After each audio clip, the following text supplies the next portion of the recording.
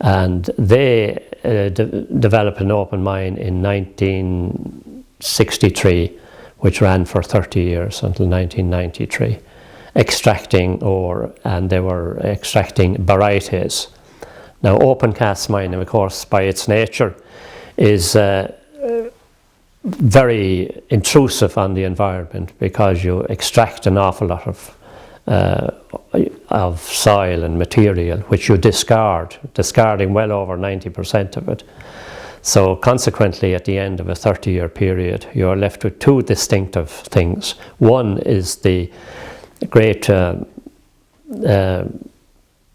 deposits of mining on the landscape itself up along the mountain, and two, then of course, the massive hole that results from having extracted mine for 30 years. So you're left with a 200-foot pond virtually, which is of virtually no use to anybody. So that closed then as well in about 1993, and that really concluded the mining episode of the 20th century, and mining hasn't occurred here since. But we are left with serious challenges now. Firstly, to complete the rehabilitation program, and secondly, to seek out a new usage and a new beginning. But meanwhile, the great story and the great heritage of the area survives, and this is of special interest to students and to visitors and so forth. And that will enable us now to focus our attention on giving a better image for the area and making the area more attractive and so forth. A proposal outlining the development of the Magabar site. Bear in mind now, this is a huge 200-foot deep hole extending an area to maybe 50 acres, which had been developed or resulted from the mining on the side of a mountain 600 feet above sea level. And people certainly got the idea that it would make an ideal site for a dump, a landfill if you wish. And this caused great concern within the parish, and people set about opposing it. So there was a great campaign was launched. A public meeting was held, as would be the normal, in the hall organised by the local parish priest, to formulate a campaign against the development of the landfill. Now, it was probably going to be one of the biggest landfills in Ireland, and it was proposed that it would, by year 7, be capable of taking 450,000 tonnes of waste per year. Now, when you consider that a normal county dump might take 30 or 40,000 tonnes of waste a year, you get an indication of the magnitude of the development. And it really caused a great concern, and people were very unhappy with it, because it was just a kilometre from the village church. It seemed unnecessary.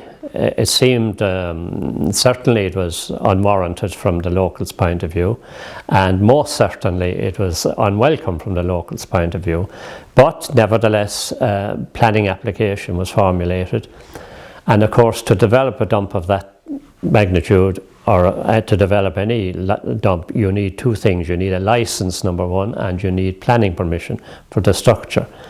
In Silvermines, there was a third dimension to it, to the planning application, in that you would also need a license to dewater or to empty the this huge pond. And that was the first application sent in by the environmental company who were proposing the development. And North Tipperary County Council granted permission to dewater the site, and obviously this gave great comfort to the developers, and it also kept the notion of the landfill alive. But the campaign itself opposing it was very massive, really, and very widespread. And on one occasion we had 1,500 people attending a public meeting in Nina, when the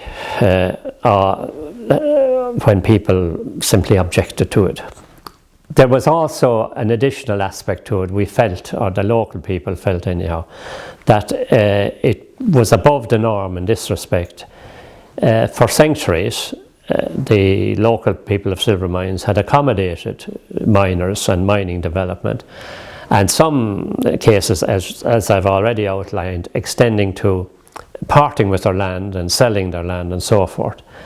And people felt a high sense of betrayal in that here now at the end of an era of intensive mining, underground mining, open cast mining rather, for 30 years, and across the road then underground mining for 14 years, and all of the environmental problems associated with that this proposal to develop what was termed locally as a super dump caused great annoyance and great opposition, and it caused great pain as well. But nevertheless, the campaign was fought on honourable grounds, and it was fought in the courts, and it was fought in the streets, and it was fought with all around, convincing the community through the media, etc. And eventually the local campaign was successful, and the EPA refused permission for its development, and it was not appealed by the developers. So after 3 years then they walked away from the idea. But the consequences of it would have been serious, because the proposal was to bring in the waste by rail and use the spur that was developed in 1963 to bring in the waste for maybe half a month or whatever, and take it by truck from the railway. So it was the reverse of what had happened for 14 years, if you understand, in that they were bringing all this waste to the original sidings of the mine, bringing it across the road and up the mountain to deposit it, and it was a terrible contradiction, and would have been a terrible injustice to the community and to the environment as well. So that didn't happen, and it was a great source of relief for the local community.